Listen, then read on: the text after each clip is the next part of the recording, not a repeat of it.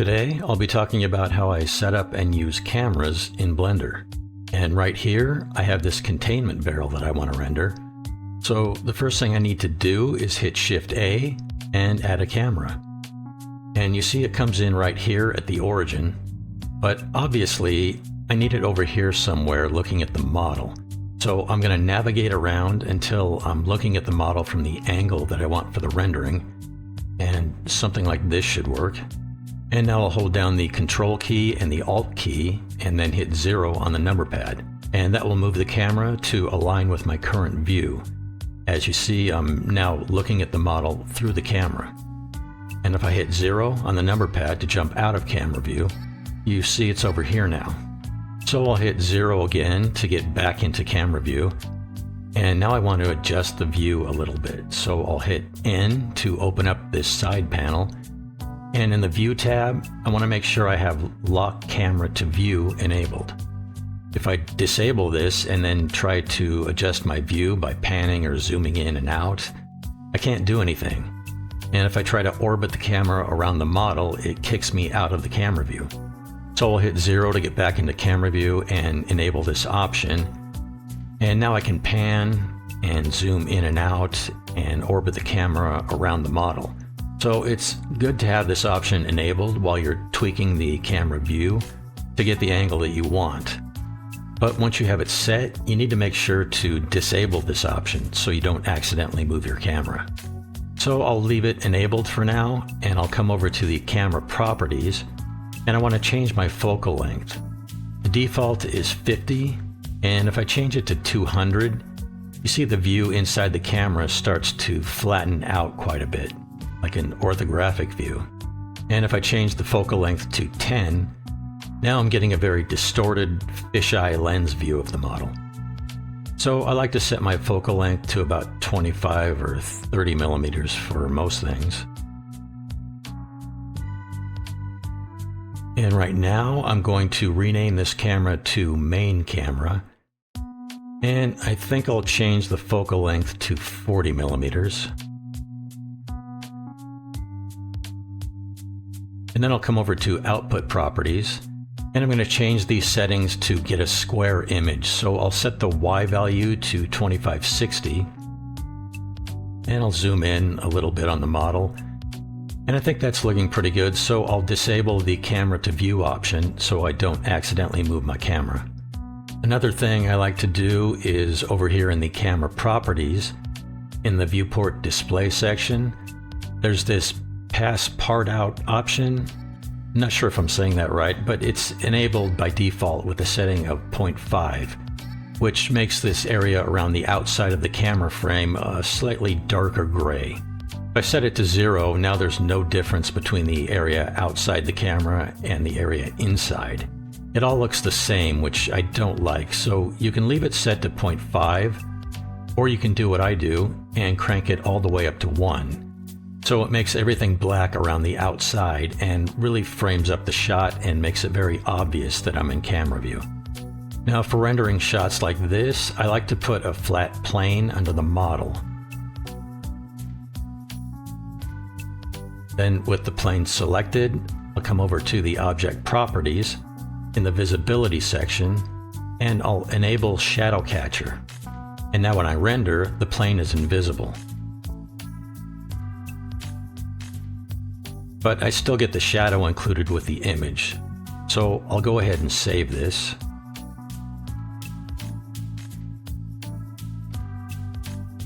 And now over here in Photoshop, I can duplicate this layer and fill the bottom layer with a color. And now you can see the shadow here, which makes it look like the barrel is sitting on the ground. Then I might want to add a new layer above the background layer and fill it with a gradient and set the layer blending mode to multiply, and I can start to create an interesting image this way. But if I zoom in, you see the shadow is really sharp, which might be fine depending on what you're rendering. But if you want a softer shadow, you can come back over to Blender, select your light, and go to the light properties. And right here, you see the radius is set to 0 by default. So I'll change that to something like 0.02 and render again.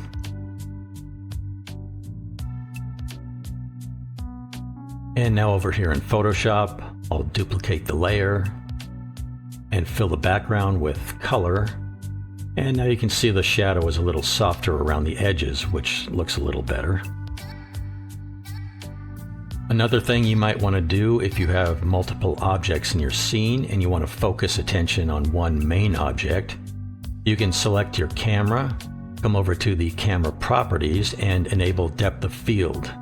And what I like to do is add an empty for the camera to focus on. So I'll hit Shift A and add an empty sphere and move it up and slightly in front of the barrel, right about there. Then I'll select my camera, hit 0 on the number pad to jump back into camera view and go over to the depth of field settings. And right here where it says focus on object, I'll click on the eyedropper and then select the empty. And now the camera is focused on the empty.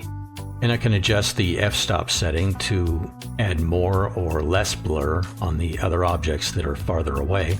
But I'll leave it set to 2.8 and then hit F12 to render.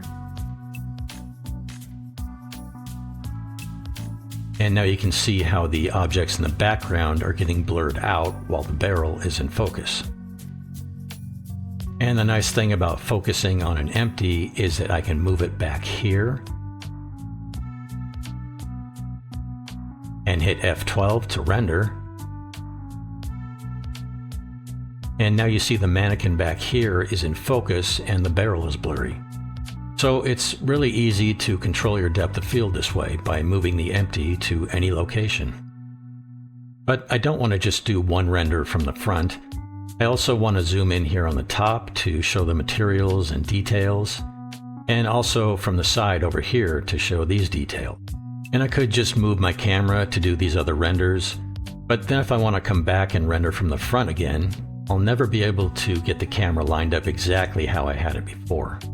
So I'm going to create two more cameras. I'll hit Shift A, add a camera, I'll rename it Top Camera, and I'll navigate around and position my view right about here. But before I do anything else, I need to make that new camera my current camera, because right now, if I come over to the scene properties, you see my current camera is still set to the main camera. And if I hold down Control and Alt and hit 0 on the number pad, that's going to move my main camera to align with my view, which is definitely not what I want. So I'll click here where it says main camera and I'll switch to the top camera. So now when I hold down Control and Alt and hit 0 on the number pad, it'll move the top camera to align with my view. And if I hit 0 to jump out of camera view, you see my main camera is still here and my top camera has now moved over here.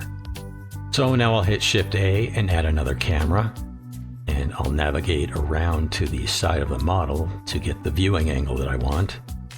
Maybe something like that. Then I'll rename this new camera to Side Camera, and I'll come over to the scene properties and switch to the side camera to make it current. And now I can hold down Control and Alt and hit 0 on the number pad to move the camera to align with my view.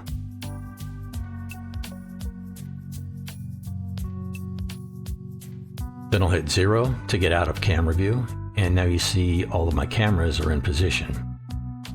So now you can go through and set your focal length and output settings and everything else to get each camera set up how you want them.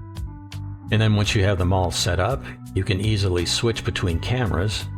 Just hit 0 to jump back into the camera view, then come over to the scene properties and switch to the top camera or the main camera, and your view will update automatically.